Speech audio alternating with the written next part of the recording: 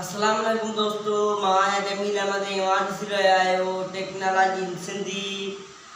अॼु जेको असांजो टॉपिक आहे उहो आहे त मोबाइल जे लाइ बहितरीन सिंधी उर्दू ऐं इंग्लिश कीबोर्ड कहिड़ो आहे। त वीडियो खे मुकमल लाज़मी ॾिसिजो। त कयूं था शुरूआत। त दोस्तों वञो प्ले स्टोर ते ऐं उते लिखो जी बोर्ड। ये ऑलरेडी मूं इंस्टॉल करे रखियो आहे। इंस्टॉल कयो ऐं ओपन कयो। हिनखे ओपन करण खां बाद में लैंग्वेज ते हणो।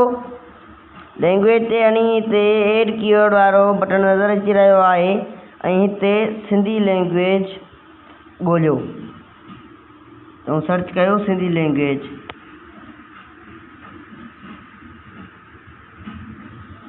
सर्च ते नथी अचे हितां, अची वई। हा, सिंधी अरबिक लैंग्वेज खे हणी हिते डन कयो। मतिलबु हीअ हाणे एड थी चुकी आहे। सिंधी लैंग्वेज जेका आहे असांजे कीबोर्ड सां एड थी चुकी आहे। हाणे वञूं था व्हाट्सअप ते।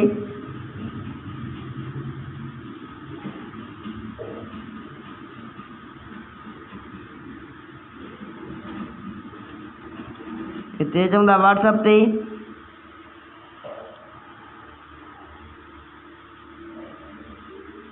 व्हाट्सअप ते अची हिते लिखंदासीं। हा, त हिते हिनखे हणंदव सेटिंग वारे बटन खे त हितां कीबोर्ड चेंज थींदो। हिनखे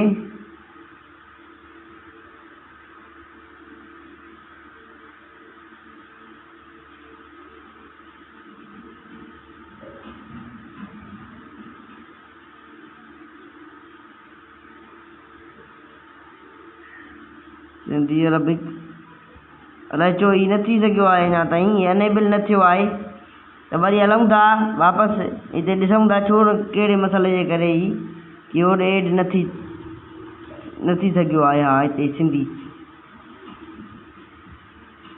हिते देम वग़ैरह आहिनि। हितां देम बि असां चेंज करे सघूं था। ही देम अप्लाई था कयूं। हाणे ॾिसूं था सिंधी कीबोर्ड शायदि अची चुको हूंदो। हा, ही कीबोर्ड अची चुको आहे ऐं हाणे तमामु बहितरीनु कीबोर्ड आहे। हर ग़लती खे नोटिस कंदो वेंदो। जेका असां ग़लती कंदासीं उहा हिनखे हितां मथां लिखी छॾींदो।